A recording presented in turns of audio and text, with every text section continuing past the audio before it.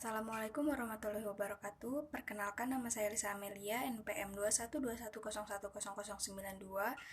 Saya dari Fakultas Syariah Prodi Hukum Keluarga Islam. Di sini saya akan menjelaskan sedikit materi tentang peradilan tata usaha negara dan Mahkamah Konstitusi. Pada bab 1, yaitu mengenai dasar-dasar peradilan tata usaha negara. Yang pertama, dasar hukum. Dasar hukum peradilan tata usaha negara yaitu terdapat pada dalam pasal 24 Undang-Undang Dasar 1945. Peradilan tata usaha negara juga bertugas untuk memeriksa, mengadili, serta menyelesaikan suatu perkara. Sebagai peraturan pelaksanaan dari pasal 24 Undang-Undang Dasar 1945, diundangkanlah Undang-Undang Republik Indonesia Nomor 4 Tahun 2004 tentang kekuasaan kehakiman. Dalam bab 2 pasal 10 disebutkan terdapat lingkungan badan-badan peradilan, yaitu peradilan umum, agama, militer, dan peradilan tata usaha negara.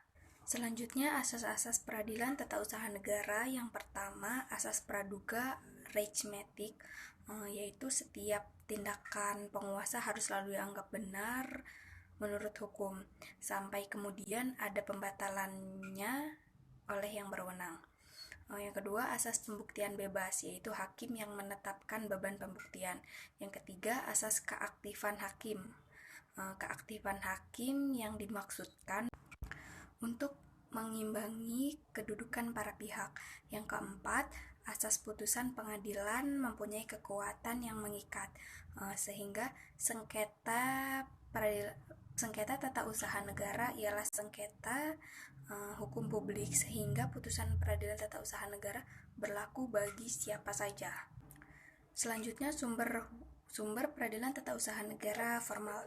Yang pertama, undang-undang atau hukum administrasi negara tertulis. Yang kedua, praktik administrasi negara atau hukum administrasi negara yang merupakan kebiasaan. Ketiga, jurisprudensi. Yang keempat, anggapan para ahli hukum administrasi negara. Selanjutnya, pada bab 2 tentang sengketa tata usaha negara. Sengketa tata usaha negara diatur dalam pasal 1 angka 4 Undang-Undang Nomor 5 Tahun 1986. Sekarang menjadi pasal 1 angka 10 Undang-Undang Nomor 51 Tahun 2009.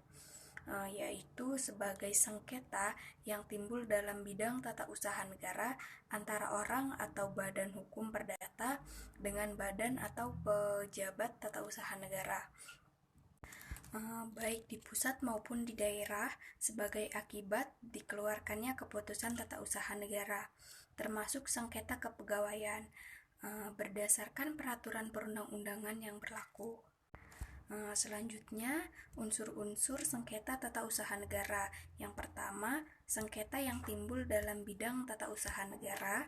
Yang kedua, antara orang atau badan hukum perdata dengan badan atau pejabat tata usaha negara. Yang ketiga, sebagai akibat dikeluarkannya tata usaha negara, termasuk sengketa kepegawaian, berdasarkan peraturan perundang-undangan yang berlaku. Selanjutnya, unsur-unsur keputusan tata usaha negara berdasarkan pasal 1 angka 3 dan penjelasannya pada Undang-Undang Nomor 5 Tahun 1986, yaitu yang pertama, penetapan tertulis.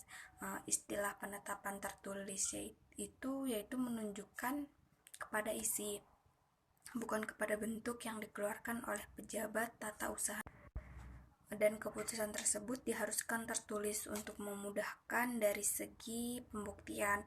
Yang kedua, dikeluarkan oleh badan atau pejabat tata usaha negara. Yang ketiga, berisi tindakan hukum tata usaha negara. Yang keempat, bersifat konkret, individual, dan final. Jadi, unsur-unsur KTUN berdasarkan pasal 1 angka 3 dan penjelasannya Undang-Undang Nomor 5 Tahun 1986, tetapi belum tuntas. Ternyata terdapat pengecualian berupa pengurangan untuk hal-hal yang tercantum di dalam pasal 2 dan pengecualian yang berupa tambahan pada hal-hal yang tercantum dalam pasal 3.